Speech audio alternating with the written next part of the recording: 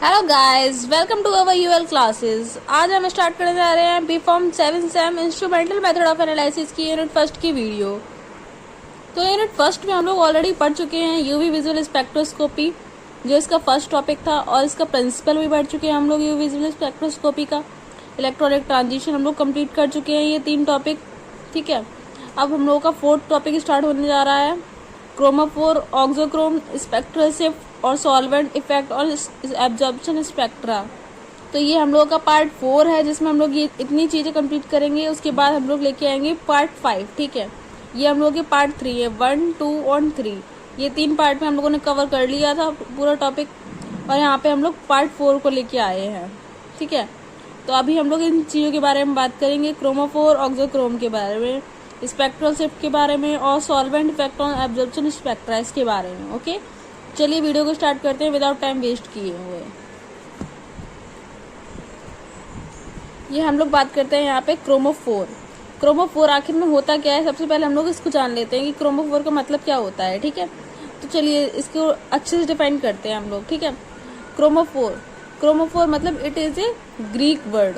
ये एक Greek word होता है। ठीक है, इसको हम लोग 2 पार्ट्स में डिवाइड कर लेते हैं फिर क्रोमोफोर को, एक क्रोमा में और एक फोरोस में। ठीक है, तो क्रोमा मतलब होता है कलर, क्रोमा मतलब कलर, और फोरोस मतलब होता है बियरर। ठीक है, तो मतलब कलर से हम लोग पता चल रहा है कि क्रोमोफोर कुछ ना कुछ कलर चीज से मतलब डेवलप हुआ है, कुछ ना कुछ कलर के बारे में बात करेगा। ठीक है, तो हम लोग उसी चीज को हम लोग थोड़ा डिटेल में पढ़ेंगे कि मतलब ये किस कलर के बारे में बात कर रहे हैं, कैसे कलर के बारे में बात कर रहे हैं। आखिर में हम लोगों को ये भी तो पता होना चाहिए ना। तो चलिए क्रोमोफोर को हम समझाते हैं आप लोगों को एक एग्जाम्पल के वे में। ठीक है, जिससे एग्जाम्पल से आप लोग बहुत अच्छे से समझ जाएंगे इसको, और ज़्यादा डिटेल में इसको पढ़ने की जरूरत भी नहीं पड़ेगी। आप लोग उससे बना के भी लिख सकते हैं अपने तरीके से। ठीक है, बिकॉज हमारा मेन मोटो है कि आप लोगों को समझ में आना चाहिए। पहले लिख तो हर कोई लेता है बना के, ठीक है, बट जब तक आप लोगों को समझ में नहीं आएगा कोई चीज़, तब तक आप लोग बना कैसे पाएंगे, और जब तक आप लोग बना नहीं पाएंगे तब तक आपका टॉपिक भी कैसे सही हो पाएगा। इस वजह से हम लोगों की फुल कोशिश रहती है कि आपको समझ में आए सबसे पहले, उसके बाद आप लोग तो लिख ही लोगे। आप लोग अपनी लैंग्वेज में भी लिखोगे तो भी एग्जाम में नंबर दे ही देगा। ठीक है, तो हम लोग सबसे पहले इसको आप लोगों को समझाते हैं। ठीक है, फिर आप लोग बताइएगा कमेंट बॉक्स में कमेंट करके कि आप लोगों को समझ में आया कि नहीं आया। ठीक है, तो चलिए इस पे हम लोग आप लोगों को रफली वे में एक एग्जाम्पल के वे से समझाते हैं, जिससे आप लोगों को समझ में आए कि क्रोमोफोर आखिर में होता क्या है। ठीक है, कलर मतलब आप लोगों ने ये चीज तो सुनी ही होगी, विबग्योर। ये वर्ड तो आप लोगों ने काफी बार सुना ही होगा, आखिर में काफी बार पढ़ा भी होगा अभी तक, क्योंकि ये वर्ड तो कम से कम 6 से लेकर 6, 7, 8, 9, 10, 11, 12 हर क्लास में पढ़ा ही दिया जाता है। ठीक है, तो आई नो कि आप लोगों ने ये चीज तो बहुत बार पढ़ी होगी। प्रिज्म से रिलेटेड है, जो कि ये जो भी कलर होता है ये किसी पे भी डालते हैं जब, तो एक साथ डालते हैं। ठीक है, जैसे हम लोगों ने ये पेन रख दिया है यहाँ पे। ठीक है, तो पेन पे कौन सा कलर का है, येलो कलर का है पेन का। पेन का कलर येलो ही क्यों है, ये भी हम लोगों को जानना जरूरी होता है। तो चलिए आज हम लोग आपको इसी वे में समझाते हैं कि पेन का कलर येलो ही क्यों दिख रहा है हम लोगों को, कोई और कलर शो क्यों नहीं हो रहा है, क्योंकि ये तो सारे ही कलर इस पे पेन पे पड़ रहे हैं। ठीक है, बट ऐसा होता है, ये जो पेन है, ये जो सारे कलर जो पेन पे पड़ रहे हैं, पेन भी कुछ ना कुछ कलर्स को एब्जॉर्ब करता है। ठीक है, जब ये कलर्स को एब्जॉर्ब करेगा तो सारे कलर को ये एब्जॉर्ब कर लेता है, ओनली येलो कलर को एब्जॉर्ब नहीं कर पाता है। येलो कलर इस पे जब जाता है जैसे, तो ये एमेंड हो जाता है, मतलब दोबारा से लौट जाता है, इससे होके लौट जाता है, मतलब ये कलर इस पे शो करता है ओनली येलो। ठीक है, और कोई कलर नहीं शो करते, क्योंकि और सब कलर को ये एब्जॉर्ब कर लेता है। यही इफेक्ट पड़ता है कि इसी से हम लोगों को पता चलता है कि इसका कलर येलो है, क्योंकि ये येलो कलर को एब्जॉर्ब नहीं कर पाता है, ये येलो कलर को रिफ्लेक्ट कर देता है और सब कलर को एब्जॉर्ब कर लेता है। ठीक है, इसी वजह से इसका कलर हम लोगों को येलो शो होता है। तो आई थिंक आप लोगों ने ये चीज तो बहुत अच्छे से समझी गई होगी कि आप लोग कि इसका कलर येलो ही क्यों शो हो रहा है पेन का। ठीक है, इसको हम लोग एक अलग वे में और समझाते हैं आप लोगों को। ठीक है, ये चीज आप लोग शायद पहले पढ़ भी चुके हैं, मैंने आपको पहले लेक्चर में पढ़ाया है। इसी वजह से जब तक आप लोग पहले वाले लेक्चर नहीं देखेंगे, प्लेलिस्ट में डले हुए हैं ऑलरेडी, जब तक आप लोग पहले वाले लेक्चर नहीं देखेंगे तब तक आपको आगे वाला टॉपिक समझ में अच्छे से नहीं आएगा। इसी वजह से आप लोग प्रीवियस जो हमने लेक्चर लिए हैं उसको आप लोग पहले एक बार जरूर चेक कर लीजिएगा। ठीक है, उसको एक बार जरूर पढ़ लीजिएगा, जिससे आप लोगों को आगे वाले लेक्चर भी कंप्लीट हो सके, आगे वाले लेक्चर भी अच्छे से समझ में आ सके, ठीक है। क्योंकि हर लेक्चर से कहीं ना कहीं ज्वाइंट होता है, कुछ ना कुछ रिलेशन होता है उनके बीच में, ठीक है। इसी वजह से आप लोग पहले वाले लेक्चर अच्छे से पढ़िएगा, उसको समझिएगा, तब आप लोग जब इस लेक्चर को पढ़ेंगे तो आप लोगों को ये चीज़ बहुत अच्छे से समझ में आएगी, जितना अच्छे से अभी आप लोगों को समझ में नहीं आ रही होगी। इसी वजह से आप लोग उन लेक्चर्स के भी एक बार प्लेलिस्ट में चेक कर लीजिएगा, ठीक है, उन्हें भी एक बार पढ़ लीजिएगा। ओके, चलिए विदाउट टाइम वेस्ट किए आगे इस वीडियो को बात करते हैं, इस टॉपिक पे बात करते हैं। ओके, ये हम लोगों ने ली है एक लाइट, ठीक है, लाइट ली है, यूवी लाइट बोल सकते हो आप लोग इसको, अल्ट्रा वायलेट वाली, ठीक है, और अल्ट्रा वायलेट वाली बोल सकते हो या फिर आप लोग विजिबल लाइट भी बोल सकते हो, क्योंकि हम लोग दोनों ही लाइट को लेते हैं यहाँ पे, ठीक है। इसके बाद यहाँ पे लिख देंगे हम लोग एक सॉल्यूशन में हमने आप लोगों को बताया था कि इसमें काफ़ी मॉलिक्यूल्स, अणु, एटम्स वगैरह होते हैं ना, तो वही चीज़ इसमें प्रेजेंट होती है। ओके, तो जब ये लाइट इस पे पड़ेगी ना सॉल्वेंट पे, सॉल्यूशन पे, तो ये मॉलिक्यूल्स जो होते हैं कुछ ना कुछ एब्जॉर्प्शन करते हैं, कुछ ना कुछ एब्जॉर्ब करते हैं ये लाइट को, ठीक है। जैसे ये अभी पेन यहाँ पे लाइट को एब्जॉर्ब कर रहा था ना, वैसे ही ये लाइट जब सॉल्यूशन में पड़ेगी तो कुछ ना कुछ ये एब्जॉर्ब करेगा, ठीक है। मॉलिक्यूल्स वगैरह ये जो है ये एब्जॉर्ब करेंगे लाइट को। उसके बाद जो इधर लाइट निकलती है, यही लाइट, वो थोड़ा कम वे में निकलती है, उतनी लाइट नहीं निकलती जितनी लाइट यहाँ से जाती है, अंदर एंटर करती है, ठीक है। बिकॉज मॉलिक्यूल्स ने लाइट को एब्जॉर्ब किया है तो फुल लाइट मतलब एमिट नहीं हो सकती है, इस वजह से थोड़ी कम लाइट एमिट होती है। और ये जो लाइट एमिट होती है यही तो हम लोग को बता रही है कि कौन सा कलर प्रोड्यूस हुआ है, इसमें से कौन सा कलर हम लोग को मिला है, कौन सा कलर इसमें पेन का दिखेगा कि मतलब ये येलो कलर दिख रहा है, तो ये येलो कलर मतलब इसमें एब्जॉर्प्शन येलो कलर का नहीं हुआ है ओनली, और सब कलर का एब्जॉर्प्शन हुआ है, इसी वजह से हम लोग को इसका कलर येलो दिखा है। ये चीज़ अभी मैंने आप लोगों को समझाई थी ना, यहाँ पे विबग्योर का एग्जाम्पल देखिए, आई थिंक आप लोगों को ये चीज़ समझ में आई गई होगी बहुत अच्छे से। इसी को हम लोग बोलते हैं पूरे को क्रोमोफोर, क्योंकि ये कलर को प्रोड्यूस करता है और कलर को बताता है कि कौन सा कलर मतलब कौन सा कलर दिख रहा है इस चीज़ में, ठीक है। विबग्योर कौन से कलर को एब्जॉर्ब नहीं कर पाता, और विबग्योर की फुल फॉर्म तो आप लोग जानते ही होंगे, आखिर में violet, indigo, blue, green, yellow, orange, red, ठीक है। जैसे आप लोगों ने देखा भी होगा, जो आप सन देखते हो सुबह के टाइम पे, तो सुबह के टाइम पे आप लोगों को सन थोड़ा येलो येलो दिखाई देगा, येलो, ठीक है। और वही सन जब आप लोग दिन में देखोगे तो थोड़ा सा आप लोगों को ऑरेंज दिखाई देगा, ठीक है। और वही सन जब आप लोग नाइट में देखोगे, मतलब शाम के टाइम पे, इवनिंग टाइम पे, तो आप लोगों को ये सन रेड कलर का दिखाई देगा थोड़ा थोड़ा, ठीक। तो यही डिफरेंस हो जाता है कि कुछ ना कुछ कलर एब्जॉर्ब करता है, ठीक है। इसी वजह से सुबह के टाइम पे जब मॉर्निंग एकदम निकलता है तब उसका कलर कुछ और होता है, उसके बाद कुछ टाइम बाद कलर कुछ और होता है, मतलब ये टाइम पे अपना कलर ये चेंज होता जाता है, अपना कलर ये चेंज करता जाता है, ठीक है।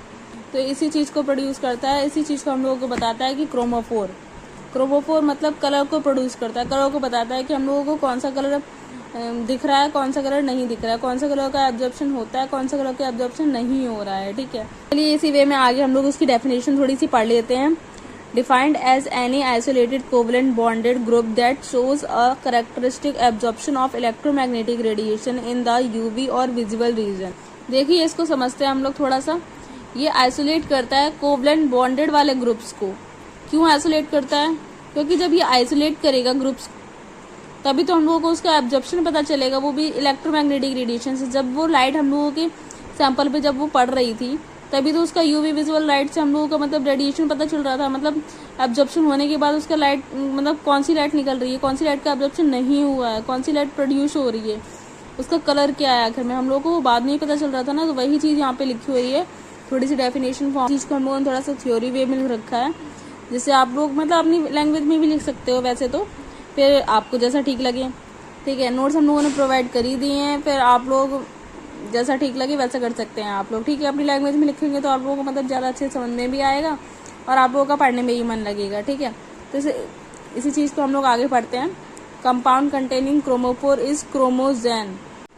ये जो क्रोमोफोर होता है ये क्रोमोजोन वाले कंपाउंड को कंटेन रखता है, ठीक है। जो इसके जो एग्जाम्पल होते हैं वो भी आप लोगों को बहुत अच्छे से याद रखने पड़ेंगे, बिकॉज जब तक आप लोग पेपर में एग्जाम्पल्स नहीं लिखेंगे, एग्जाम्पल देख के समझाएंगे नहीं उसको, तब तक आप लोगों को मार्क्स मतलब उतने मिलते हैं, बस उतने नहीं मिलते हैं जितने आप लोगों को मिलने चाहिए। तो इसी वजह से आप लोग थोड़ा एग्जाम्पल दे के समझाया करो, तो एग्जामिनर को भी मतलब नंबर काटने के मतलब मौका नहीं देना चाहिए हम लोगों को, ठीक है। तो इसके एग्जाम्पल होते हैं carbon double bond carbon, carbon double bond oxygen और NO2 ग्रुप। ठीक है, तो आई थिंक आप लोगों को क्रोमोफोर समझ में आ गया होगा कि क्या होता है। मैंने बहुत अच्छे से आप लोगों को एग्जाम्पल दे के समझाया है। ठीक है, चलिए इसी वे में हम लोग आगे बढ़ते हैं। Types of chromophore. क्रोमोफोर के कितने टाइप होते हैं हम लोग उसके बारे में पढ़ते हैं। ठीक है, इसके 2 टाइप होते हैं, इंडिपेंडेंट क्रोमोफोर और डिपेंडेंट क्रोमोफोर। ठीक है, इंडिपेंडेंट क्रोमोफोर हम लोग देख लेते हैं इसमें क्या होता है। If one chromophore is required to impart colour, इसमें कलर के लिए हम लोगों को ओनली एक क्रोमोफोर की ही रिक्वायरमेंट होती है, उससे ज़्यादा क्रोमोफोर की हम लोगों को रिक्वायरमेंट नहीं होती है। अगर हम लोगों के पास एक क्रोमोफोर भी होगा ना तो हम लोगों के लिए वो भी इनफ होगा कलर के लिए, कलर देने के लिए। ठीक है, तो वही चीज़ में बताई गई है, इंडिपेंडेंट में ओनली हम लोगों को एक क्रोमोफोर की नीड होती है, एक क्रोमोफोर की रिक्वायरमेंट होती है। ठीक है, इसके एग्जाम्पल होते हैं एजो ग्रुप। एजो ग्रुप मतलब आप लोगों ने पढ़ा ही होगा ये चीज़, एजो, थाया, ऑक्सा, आप लोगों ने ये चीज़ तो काफ़ी अच्छे से पढ़ी ही होगी आखिर में। ठीक है, तो इसी चीज़ को हम लोगों ने लिख रखा है यहाँ पे एजो ग्रुप। एजो ग्रुप मतलब नाइट्रोजन, तो यहीं पे लिखा हुआ है नाइट्रोजन डबल बॉन्ड नाइट्रोजन। ठीक है, नाइट्रोसो ग्रुप में आ जाएगा नाइट्रोजन और ऑक्सीजन दोनों। ठीक है, नाइट्रो तो लगा ही है, मतलब नाइट्रोजन तो है ही है, ऑसो मतलब ऑक्सीजन। ठीक है, इसी से हम लोग समझेंगे नाइट्रोसो ग्रुप से NO। ठीक है, तो इसमें इंडिपेंडेंट में इसका एग्जाम्पल ये है इंडिपेंडेंट क्रोमोफोर का। ठीक है, अब हम लोग समझेंगे डिपेंडेंट क्रोमोफोर। डिपेंडेंट क्रोमोफोर क्या होता है, हम लोग वो चीज़ को पढ़ेंगे, क्योंकि इंडिपेंडेंट को तो हम लोगों ने देख लिया, इसमें ओनली 1 क्रोमोफोर की रिक्वायरमेंट होती है। ठीक है, हम लोग पढ़ेंगे डिपेंडेंट क्रोमोफोर में कितनी रिक्वायरमेंट होती है वो देखते हैं हम लोग। ठीक है, if more than 1 chromophore is required to impart colour, मतलब इसमें तो 1 की क्रोमोफोर की रिक्वायरमेंट थी, बट इसमें 1 क्रोमोफोर से ज़्यादा की रिक्वायरमेंट है।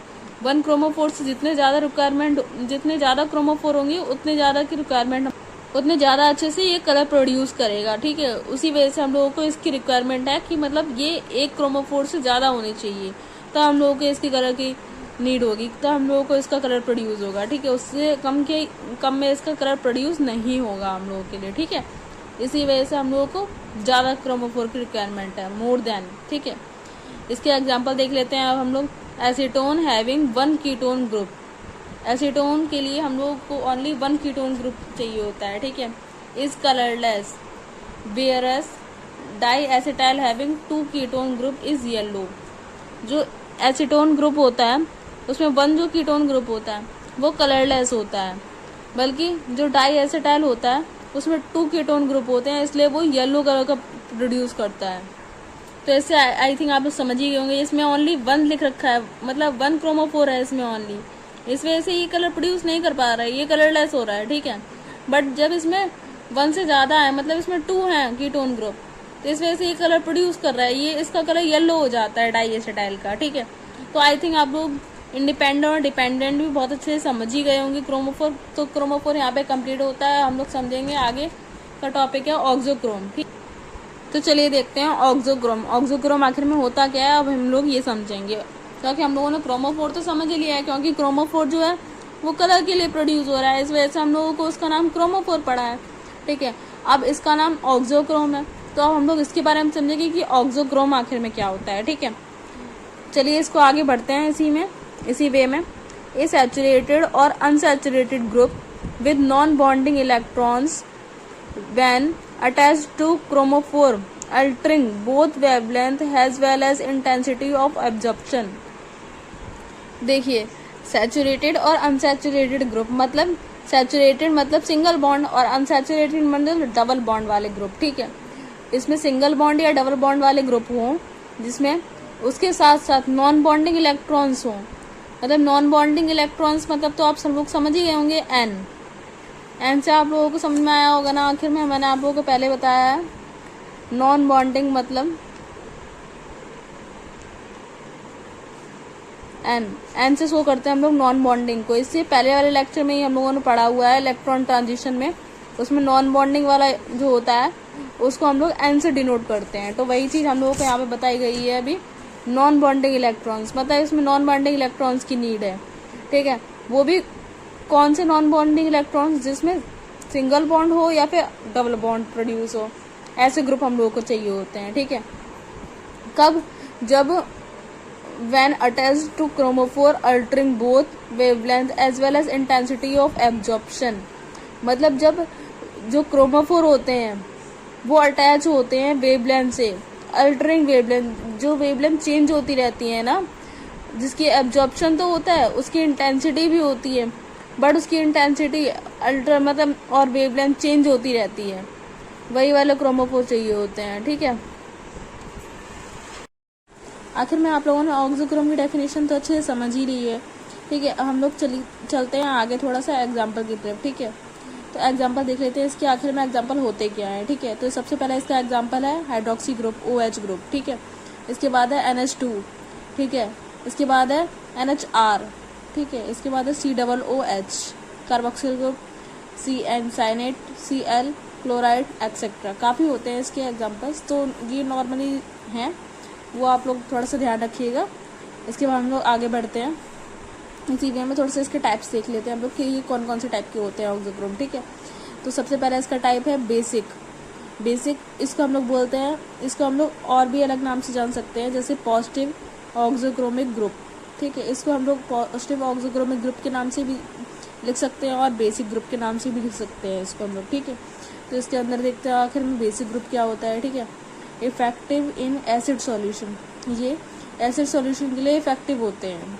जो बेसिक है वो एसिड के लिए इफेक्टिव होते हैं, एसिड सॉल्यूशन के लिए। ठीक है, इसका एग्जांपल होता है hydroxy group, OR, NHR etcetera. देखिए जब भी हम लोगों ने यहाँ पे पढ़े थे एग्जांपल वही तो है, हाइड्रोक्सी ग्रुप। ठीक है, NHR, OR थोड़ा सा अलग आ गया है बट है वही एग्जांपल्स। ठीक है, तो इसी के एग्जांपल है, बस ये बता दिया गया है इसमें कि ये कौन सा बेसिक का है, कौन सा एसिड का है, कौन सा नहीं है। ठीक है, वो दिखाया गया हम लोग यहाँ पे। तो आप लोग ये चीज़ इससे याद रख सकते हैं आप लोग कि बेसिक ग्रुप है तो बेसिक में एसिड का सॉल्यूशन इफेक्टिव होगा। ठीक है, तो इससे आप लोग याद कर सकते हैं। ठीक है, अब लोग देखते हैं इसका सेकंड टाइप है एसिडिक। यहाँ पे पॉजिटिव था तो यहाँ पे निगेटिव हो गया, निगेटिव ऑक्सोक्रोमिक ग्रुप। ठीक है, इसको हम लोग इस नाम से जान सकते हैं, निगेटिव ऑक्सोक्रोमिक ग्रुप के नाम को भी हम लोग लिख सकते हैं एसिडिक ना लिख कर। ठीक है, और दोनों को भी लिख सकते हैं आप लोग। ठीक है, चलिए इसके अंदर देखते हैं अब इसके अंदर क्या होता है। ठीक है, इफेक्टिव इन एल्कलाइन सॉल्यूशन, ये इफेक्टिव होते हैं एल्कलाइन सॉल्यूशन के लिए। ठीक है, देखिए यहाँ पे बेसिक में एसिड के सॉल्यूशन के लिए इफेक्टिव था और यहाँ पे एसिड में भी एल्कलाइन सॉल्यूशन के लिए इफेक्टिव है। मतलब यहाँ पे एसिड सॉल्यूशन के लिए इफेक्टिव है जब ये बेसिक है। ठीक है, और यहाँ पे जब ये एसिड है तो ये बेसिक के लिए इफेक्टिव है। एल्कलाइन मतलब बेसिक होता है, हम लोग बेसिक भी लिख सकते हैं यहाँ पे और एल्कलाइन भी लिख सकते हैं यहाँ पे। ठीक है, तो यहाँ पे आप लोग कुछ भी लिख सकते हैं, ऐसे आप लोग थोड़ा अपोजिट कर दीजिएगा, जैसे एसिड में बेसिक कर देना सॉल्यूशन इफेक्टिव और बेसिक में एसिड सॉल्यूशन इफेक्टिव कर देना, बस सिंपल सा है। आप लोगों को आई थिंक याद भी हो गया होगा ये चीज़ तो। ठीक है, इसके एग्जांपल देख लेते हैं अब हम लोग। इसका एग्जांपल है NO। ठीक है, और एक सेकंड नंबर का है CO कार्बन और ऑक्सीजन 2। ठीक है, और ये साइनेट ले लिया है ग्रुप CN। ठीक है, एक्सेट्रा। हम लोग देख लेते हैं इसके आगे टॉपिक ऑक्सोक्रोमिक। आप लोगों ने अच्छे से समझ ही लिया है आखिर में। ठीक है, हम लोगों ने आप लोगों को थोड़ा समझा दिया है, ये भी समझा दिया है आप लोगों को क्रोमोफोर।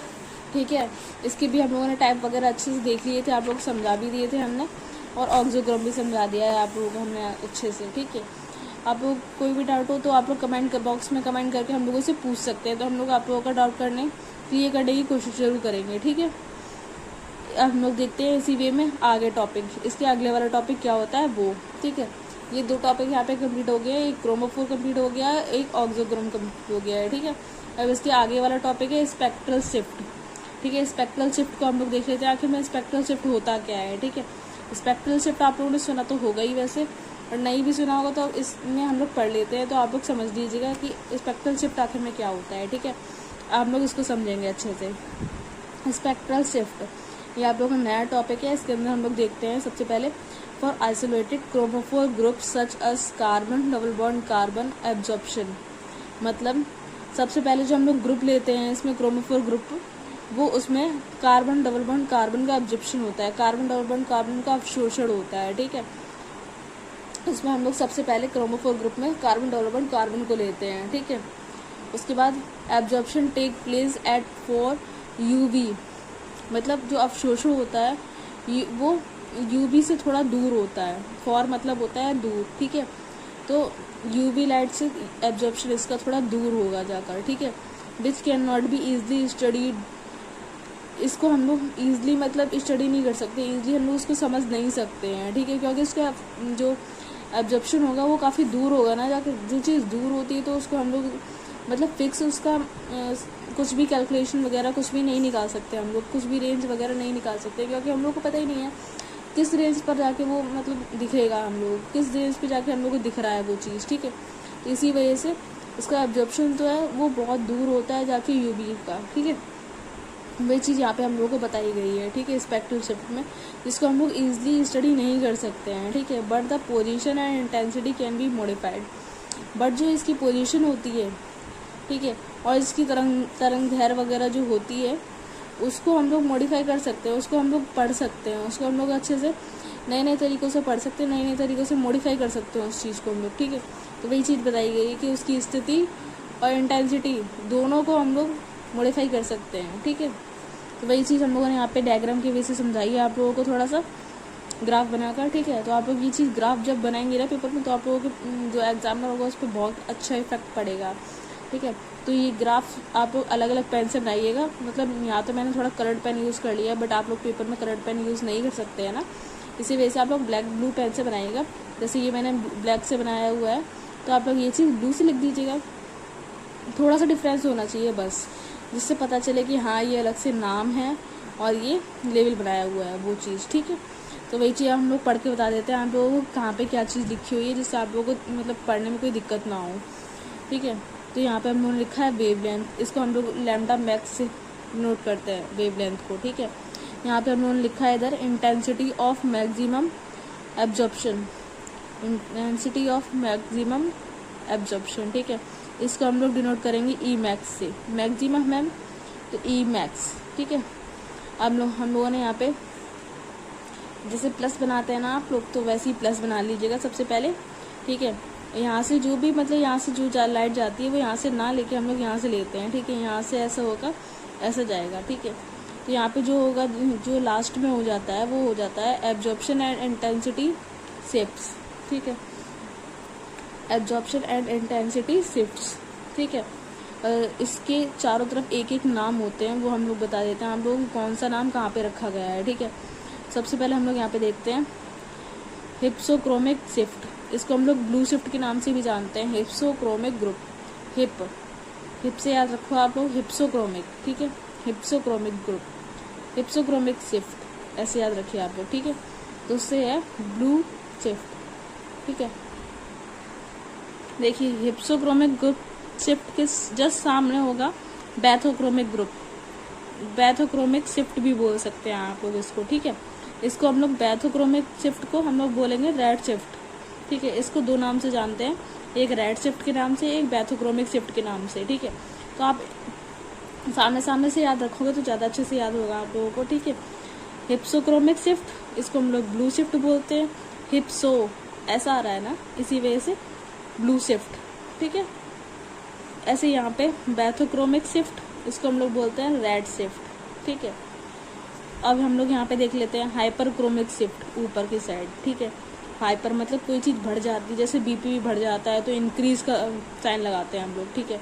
तो वही चीज़ है, इंक्रीज से याद रखो आप लोग, इंक्रीज से ऊपर हाइपरक्रोमिक शिफ्ट, ठीक है। इसके जस्ट नीचे जब हम लोगों का डिक्रीज हो जाता है, कोई चीज़ कम हो जाती है तो हम लोग उल्टा लगा देते हैं साइन, ऐसा करके हैं।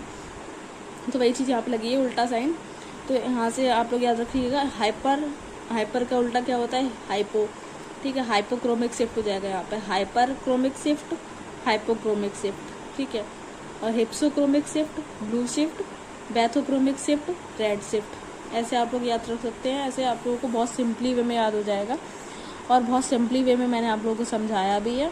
तो आप लोग 2-3 बार जब ऐसे ऐसे करके पढ़ेंगे ना, तो आप लोगों को बहुत अच्छे से ये चीज़ याद हो जाएगी, ठीक है। आप लोगों को कोई प्रॉब्लम भी नहीं होगी इस चीज़ में, ठीक है। तो ऐसे ही आप लोगों ने इतना तो समझ ही लिया होगा आखिर में। तो इसी वे को हम लोगों ने जो ये जो पार्ट करे हुए हैं, इन्हीं पार्ट्स को हम लोग थोड़ा सा डिफाइन कर लेते हैं, और हम लोगों को मतलब जो हम लोगों ने ऐसा ग्राफ वे में समझा हुआ है, इसको हम लोग थोड़ा सा डिफाइन भी तो करना पड़ेगा, क्योंकि 7 नंबर में ये क्वेश्चन आता है। हम लोग 7 नंबर के क्वेश्चन में हम लोग ओनली इतना तो बनाकर नहीं कर सकते हैं ना, इसको हम लोग को थोड़ा सा डिफाइन भी करना पड़ेगा। तो इन चारों को हम लोग थोड़ा सा डिफाइन कर देते हैं, थोड़ा समझ देते हैं कि ये चीज़ आखिर में होती क्या है, इसके अंदर क्या होता है, इसका मतलब क्या होता है। ठीक है, तो वही चीज़ हम लोग अच्छे से पढ़ेंगे।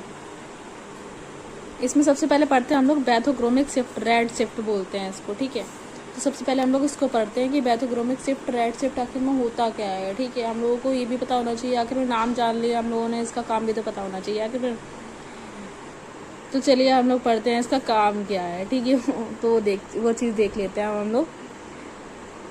Shift of absorption maximum towards longer wavelength, मतलब इसका ये है जो एब्जॉर्प्शन होता है वो मैक्सिमम होता है शिफ्ट में। ठीक है, और इसकी जो वेवलेंथ होती है वो भी ज़्यादा होती है, वो भी लॉन्गर होती है। ठीक है, वो भी ज़्यादा होती है और इसका एब्जॉर्प्शन भी ज़्यादा होता है, वेवलेंथ भी ज़्यादा है, एब्जॉर्प्शन भी ज़्यादा, दोनों चीज़ें ज़्यादा है। ठीक है, due to presence of group like hydroxy group, amine group etcetera, auxochromes. ठीक है, इसको हम लोग देख लेते हैं। ये किसकी प्रेजेंस में होता है, ये जो ग्रुप प्रेजेंट होते हैं इसमें उसकी प्रेजेंस में होता है। इसके जैसे हाइड्रोक्सी ग्रुप ले लिया हम लोगों ने, NH2 ले लिया, अमीन, ठीक है, एक्सेट्रा। ये ऑक्सोक्रोम्स के एग्जाम्पल हैं, आप लोगों ने ऑक्सोक्रोम में पढ़ा थे ना ये एग्जाम्पल, उसी के एग्जाम्पल इसमें ले दिए हैं हम लोगों को। ठीक है, तो वही चीज़ बताई गई है इसमें। आप लोग ऐसे भी लिख सकते हैं इसमें, एब्जॉर्प्शन ज़्यादा, ठीक है, याद करने के बेसिस से। ठीक है, एंड वेवलेंथ भी ज़्यादा है इसकी, ऐसे याद रख सकते हैं आप लोग, एब्जॉर्प्शन भी ज़्यादा एंड वेवलेंथ भी ज़्यादा। तो किस में आएगा, ये बैथोक्रोमिक शिफ्ट में आएगा, जिसको हम लोग रेड शिफ्ट बोलते हैं। ऐसे आप लोग याद कर सकते हैं, बहुत सिंपली वे में आप लोग को याद हो जाएगा। ठीक है, और इसके एग्जाम्पल याद रख सकते हैं आप लोग, हाइड्रोक्सी ग्रुप, NH2 एक्सेट्रा। ठीक है, ऑक्सोक्रोम के जो भी एग्जाम्पल होते हैं वो आप लोग यहाँ पे लिख सकते हैं नॉर्मली। ठीक है, तो आप लोगों का एक बार को गलत नहीं होगा। तो चलिए इसका एग्जाम्पल देख लेते हैं हम लोग, आखिर इस डेफिनेशन में बैथोक्रोमिक का एग्जाम्पल क्या है वो देखते हैं हम लोग। ठीक है, ये तो अभी हम लोगों ने एग्जाम्पल देखे थे, वो देखे थे हम लोगों ने इसके किसके प्रेजेंस में, किस ग्रुप के प्रेजेंस में हम लोगों की एब्जॉर्प्शन और लॉन्गर वेवलेंथ जो होती है वो होती है।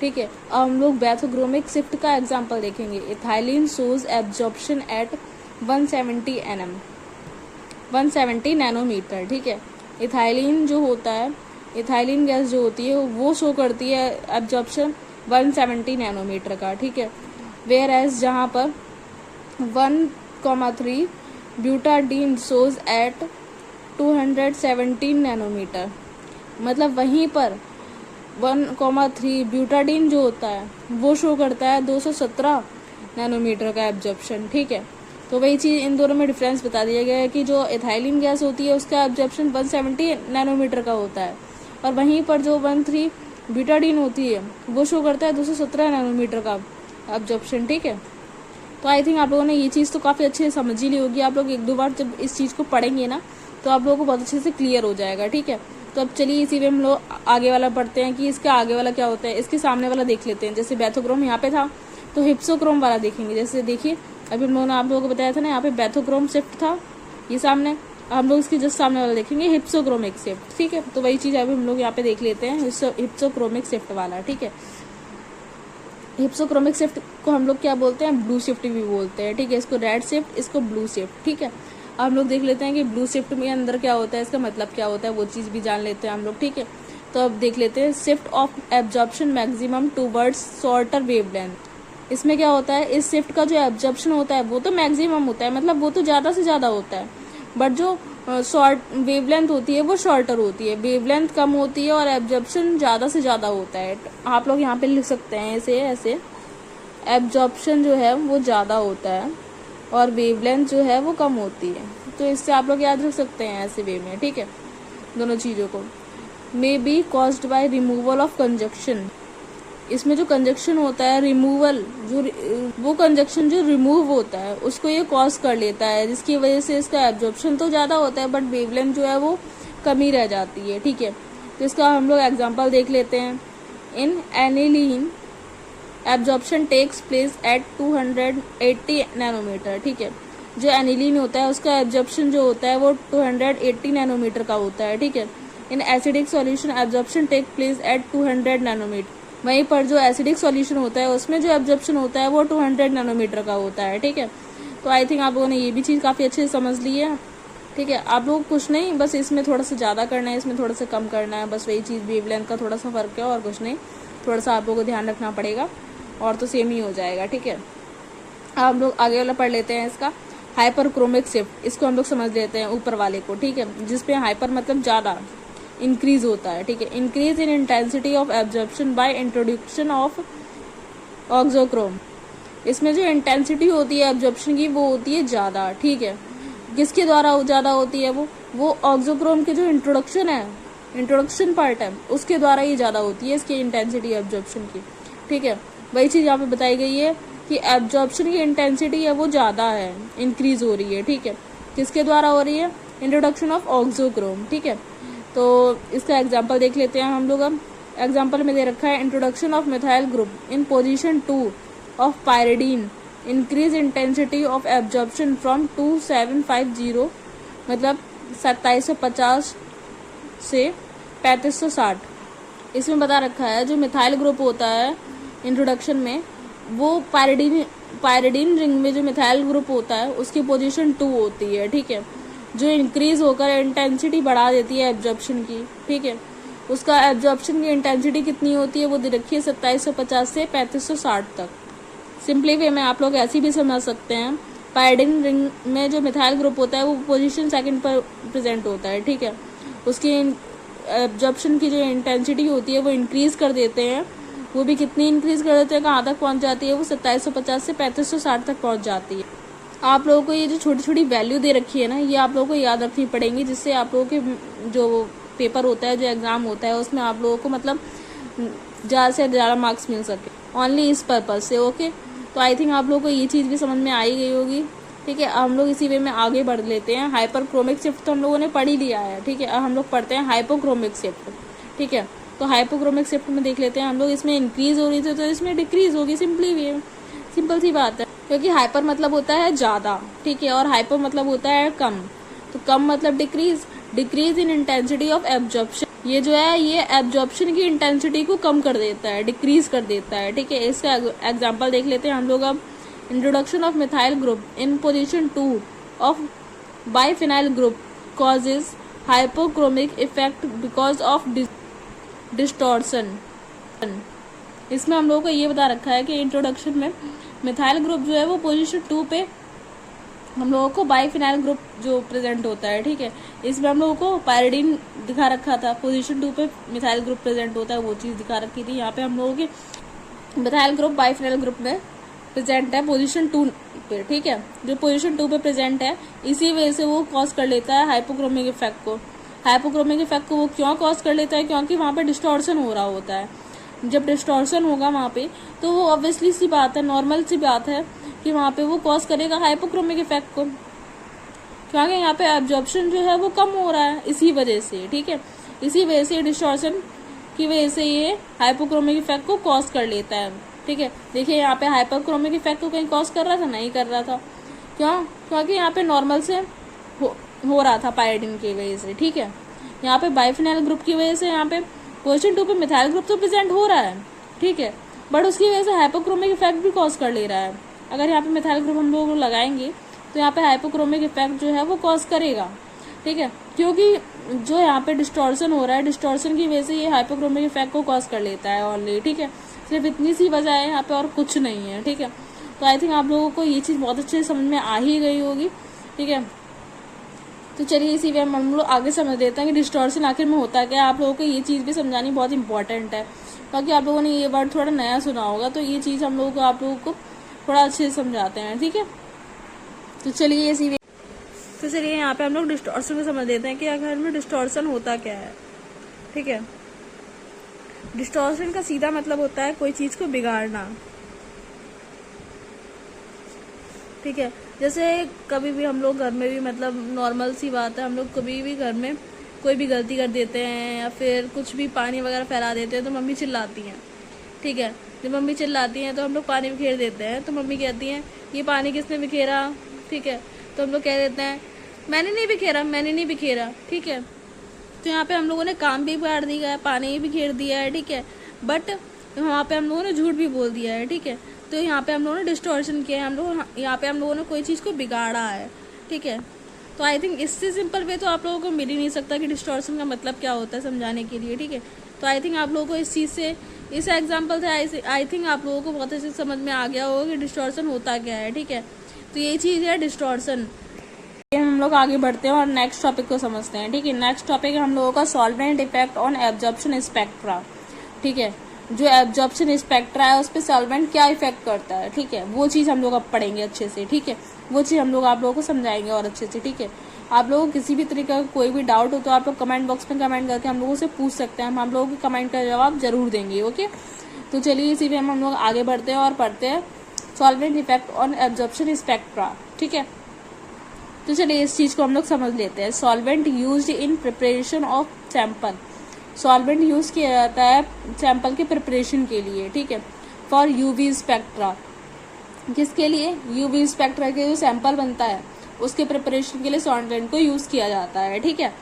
Can be of two types, polar and non polar, जो कि दो प्रकार के होते हैं, एक पोलर और एक नॉन पोलर, ठीक है। तो हम लोग समझते हैं अब, ठीक है, पोलर क्या होता है वो भी तो जानना जरूरी होता है ना, किसके टाइप में पोलर होता क्या है। दो पार्ट्स तो कर दिए हम लोगों ने इसके, तो आखिर में पोलर क्या होता है वो भी तो जानना होता है, तो वो चीज़ समझते हैं हम लोग आप लोगों को, ठीक है। पोलर सॉल्वेंट में हम लोग सबसे पहले लेंगे इथाइल अल्कोहल, ठीक है। हैव इलेक्ट्रोनेगेटिव, मतलब इथाइल अल्कोहल जो है वो इलेक्ट्रॉन नेगेटिव होता है, इलेक्ट्रॉन नेगेटिव एटम होता है, ठीक है। With lone pair of electrons और non bonding electrons, ethyl alcohol जो है वो इलेक्ट्रॉन नेगेटिव एटम होता है, वो भी किसके साथ? लोन पेयर के इलेक्ट्रॉन्स जो है उसके साथ, क्योंकि लोन पेयर को इलेक्ट्रॉन को कंटेन रखता है। लोन पेयर जब इसके पास होंगे, जैसे ये है, ये लोन पेयर है, ठीक है, ये किसी को दे देता है, ठीक है, तभी तो इसके पास नेगेटिव चार्ज आ जाएगा, तभी तो इलेक्ट्रॉन नेगेटिव हो जाएगा, ठीक है। तो वही चीज़ बता रखी है, जब इस पे मतलब इलेक्ट्रॉन लोन पेयर देने के लिए होते हैं ऑलरेडी, तब ये इलेक्ट्रॉन नेगेटिव हो जाता है, ठीक है। वही चीज़ यहाँ पे दे रखी है कि इथाइल अल्कोहल जो है ग्रुप वो इलेक्ट्रॉन नेगेटिव होता है, क्योंकि उसमें लोन पेयर होते हैं, लोन पेयर ऑफ इलेक्ट्रॉन्स, ठीक है, और नॉन बॉन्डिंग इलेक्ट्रॉन, और इसमें नॉन बॉन्डिंग इलेक्ट्रॉन्स भी होते हैं, ठीक है। या फिर आप लोग लॉन पेयर ऑफ इलेक्ट्रॉन्स बोल सकते हो यहाँ पे, या फिर नॉन बॉन्डिंग इलेक्ट्रॉन्स बोल सकते हो, ठीक है। बट एक ही चीज़ बोल सकते हो, दोनों चीज़ें नहीं बोल सकते हो साथ में, ठीक है, क्योंकि ये साझा करता है इलेक्ट्रॉन्स का, लोन पेयर ऑफ इलेक्ट्रॉन्स ये साझा करता है इलेक्ट्रॉन्स का, इसी वजह से इसमें हम लोग लोन पेयर ऑफ इलेक्ट्रॉन्स लिखते हैं, ठीक है। या फिर आप लोग इसकी जगह पे लोन पेयर ऑफ इलेक्ट्रॉन्स ना लिखकर यहाँ पे आप लोग नॉन बॉन्डिंग इलेक्ट्रॉन्स भी लिख सकते हैं, ठीक है। तो आई थिंक आप लोगों को पोलर सॉल्वेंट अच्छे से समझ में आ ही गया होगा, ठीक है। तो चलिए इसी वे हम लोग आगे बढ़ते हैं। पोलर मतलब आप लोग पता है ना, एक ये होता है, ऐसे होता है, ठीक है, तो इसको हम लोग पोलर बोलते हैं, इसको हम लोग नॉन पोलर बोलते हैं, ठीक है। तो वही चीज़ हम लोगों ने पोलर को समझाया यहाँ पे कि पोलर में हम लोगों ने इथाइल अल्कोहल लिया था एग्जाम्पल। तो चलिए इसी वे में हम लोग आगे बढ़ते हैं और आगे समझते हैं इसका, ठीक है। This non bonding electrons can form solute solvent complex, मतलब इसका ये है, जो नॉन बॉन्डिंग इलेक्ट्रॉन्स होते हैं वो सॉल्यूट सॉल्वेंट को कॉम्प्लेक्स बना लेते हैं थ्रू हाइड्रोजन बॉन्डिंग, वो भी किसके द्वारा? हाइड्रोजन बॉन्डिंग के द्वारा, ठीक है। इसको हम लोग और अच्छे से समझें तो ये यहाँ पे देखिए आप लोग थोड़ा सा, जैसे एक सॉल्यूशन ले लिया है हम लोगों ने, इसमें कहीं सॉल्यूशन भी होता है, ठीक है, मतलब सॉल्यूशन तो सॉल्यूट और सॉल्वेंट दोनों का मिक्सअप होता है, ठीक है। तो हम लोग सॉल्यूट भी होगा इसमें, ठीक है, और सॉल्वेंट भी होगा, ठीक है, ये चीज़ है, ठीक है। चीनी और पानी ले लीजिए आप लोग, जैसे चीनी और पानी को जब आप लोग मिक्स करेंगे तो एक सॉल्यूशन फॉर्म में कन्वर्ट हो जाता है वो, ठीक है।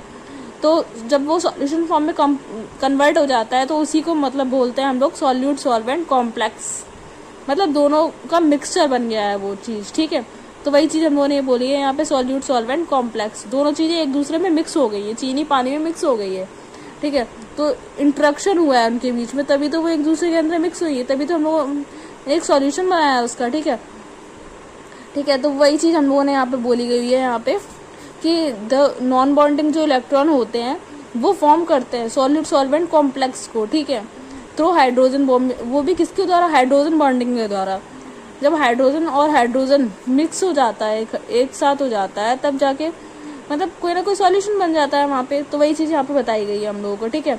हम लोग आगे देख लेते हैं। Hints if the loan pair of electron is in conjugation with the chromophore group. ठीक है, इसमें क्या बोला गया है, इसमें ये बोला गया है if the loan pair of electron, जो लोन पेयर इलेक्ट्रॉन होते हैं वो कंजुगेशन करते हैं, ठीक है, विद द क्रोमोफोरिक ग्रुप, वो भी किसकी तरह, किसके साथ, क्रोमोफोरिक ग्रुप के साथ कंजुगेशन करते हैं। ठीक है, कैसे क्रोमोफोरिक ग्रुप के साथ वो कंजुगेशन करते हैं, किसी न किसी बॉन्ड के द्वारा। ठीक है, उसके अंदर जब बॉन्ड प्रेजेंट होगा तभी तो वो क्रोमोफोरिक ग्रुप की तरह कंजुगेशन करेगा लोन पेयर में। ठीक है, जैसे हम लोगों ने यहाँ पे एग्जांपल देखी है, आप लोग एग्जाम्पल की तरह आप लोग थोड़ा जल्दी समझ में आ जाएंगे।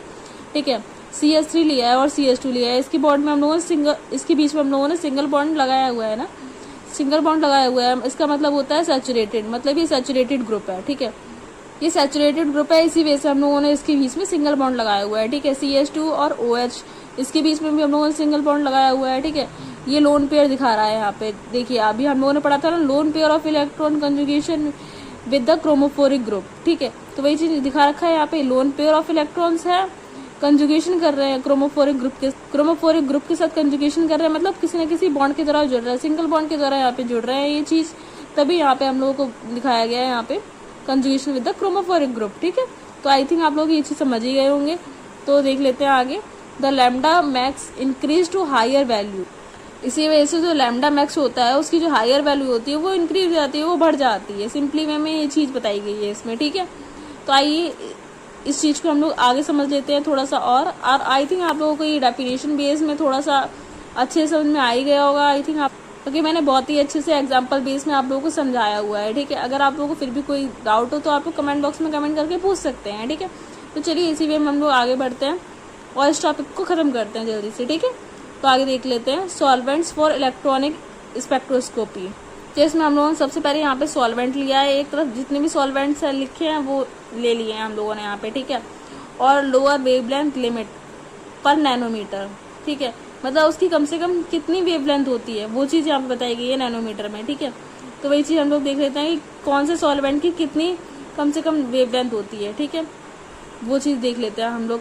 वाटर की हम लोगों ने देखी है यहाँ पे 205 नैनोमीटर, मतलब इसकी 205 नैनोमीटर की वेवलेंथ रहती है, कम से कम इतनी तो रहती ही रहती है, इससे ज़्यादा भी हो सकती है बट कम से कम इतनी रहती है, इससे कम नहीं हो सकती है, वो चीज़ बताई गई है यहाँ पे।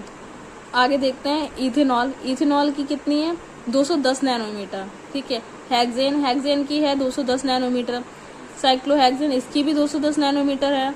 ठीक है, क्लोरोफॉर्म की 245 नैनोमीटर दे रखी है यहाँ पे। ठीक है, तो आगे देख लेते हैं कार्बन टेट्राक्लोराइड। ठीक है, मतलब 4 क्लोराइड इसमें प्रेजेंट हैं। ठीक है, तो उसकी कितनी है 265 नैनोमीटर, 265 नैनोमीटर। ठीक है, बेंजीन की कितनी है 280 नैनोमीटर, मतलब सभी जो भी सॉल्वेंट दे रखे हैं इन सभी सॉल्वेंट की इतनी कम से कम वेवलेंथ होती है, इससे कम वेवलेंथ नहीं हो सकती, इससे ज़्यादा जरूर हो सकती है, हायर हो सकती है बट लोअर नहीं हो सकती इनसे कम। ठीक है, तो वही चीज़ हम लोगों ने समझी है यहाँ पे। तो आई थिंक आप लोगों को ये चीज़ काफ़ी अच्छे से समझ में आई गई होगी। ये जो 4 टॉपिक हम लोगों ने इस वीडियो में कंप्लीट किए हैं, एक है solvent effect on absorption spectra.